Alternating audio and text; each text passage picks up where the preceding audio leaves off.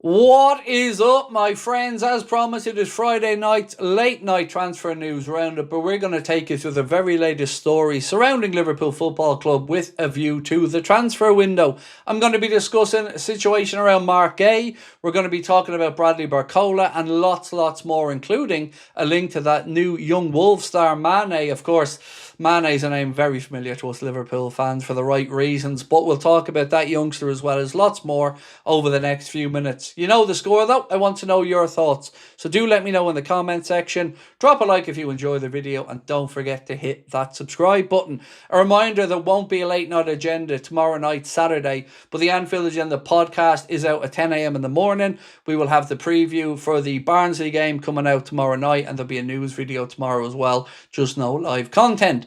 Right, let's get cracking. This piece here says that Team Talk claimed that Liverpool have identified Barcelona's Rooney BARDGHJI as their newest winger target. Liverpool scouts have reportedly been impressed by his displays this season for Barcelona and are said to have their sights set on securing him in a significant January move, they say. An offer of €50 million or £43 million has reportedly been prepared, as they believe Barcelona may accept given their ongoing financial difficulties. So do let me know your thoughts here. Look, it's team talk, so I'd say take it with a massive pinch of salt, but let me know your thoughts on this one. And if you're looking to spell it, and if I butcher the pronunciation, my apologies. First name Rooney, Roony, surname BARDGHJI, BARDGHJI, as a winger target. So let me know what you think there, and if £43 million is too much, too little, or just the right amount. So I did talk about interest in Wolves' new youngster, Matheus Mane, and what a breakthrough he has had. Every time I look at this kid on the pitch, he's one of those gets you on the edge of your seat type of players. So according to Team Talk, again, I would say take with a pinch of salt, Liverpool scouts were recently present to watch Mane in action for Wolves. However, Wolves have taken a firm stance on Mane, and the report adds that Wolves have no intention of selling him in January, and the player is content with life at Molineux. And look, I really don't blame him for wanting to stay put there for the time being. Look, Wolves are going to get relegated. That looks like a formality. But he's getting playing time, and his development in the Premier League over the next 6 months or so, or 5 months I should say, I understand entirely why he might want to stay. But do keep an eye on that name for the future, because he looks like a real talent. So in tonight's late night agenda, the topic that was up for discussion most was around the centre-back situation. We'll move on to talk about links to a potential move for Van de Ven in a minute, but I wanted to just get your thoughts on the Mark Gay situation, because it seems as if Arsenal are interested, but not till the summer. Liverpool are interested, but apparently again not till the summer. Same with Bayern Munich and a few others. Manchester City, on the other hand, well, they might be willing to test Crystal Palace's resolve. And I can't for the life of me understand how we are sitting here now and Liverpool have not tried to bring in a centre-back in the January market, let alone Mark Gay. Why would we wait till the summer? You might say you get him for free, but my argument would be that not bringing in a centre-back, especially one of Mark Gay's calibre right now, if he's available, would be stupidity. Because we are going to get another injury at centre-back if we don't bring in another one.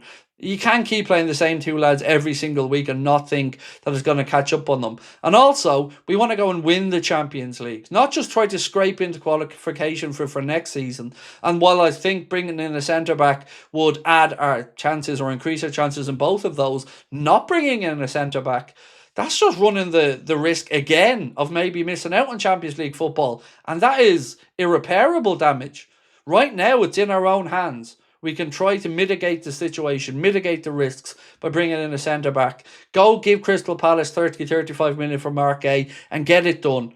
Because missing out on Champions League football will cost a lot more money than that. And I'm not saying it's a definite that if we don't bring in the centre-back, we won't get it. But it will certainly increase the risk of it for a player that we already tried to sign at the end of the window, in the last window. So we know the club want them, so try get it done. If he goes to Manchester City and they improve with him and Semenyo in one window, again, we're playing catch-up all over again come the summer.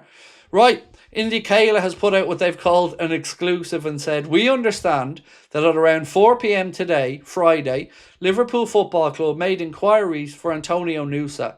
Nusa, who plays as a left winger for German Bundesliga side RB Leipzig, is considered one of the most exciting young prospects in world football.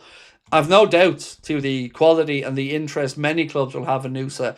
I just don't know if that is exaggerated about our interest or not. But do let me know in the comments if you think Antonio Nusa is the type of player we should be looking at. I already know I think the answer to this is going to be yes, because many of you guys have said his name to me over the season. I don't know if we've got interest or not. It's not a name I know anything about with regards to our level of interest, but let me know your thoughts in the comments. Now, I mentioned earlier on that there was a report, I believe, coming from Spain. LFC Transfer Room posted to say, non-Liverpool FC, but Mickey van de Ven, according to Sport, wants to leave Spurs. And then the question was, would you take him at Liverpool? Now, we ran a poll tonight in the Late Night Agenda asking that, and it was about 78% of people said yes, they would take Van de Ven. Now, of course, we don't know the price tag, and it would be a valuable piece of information to have.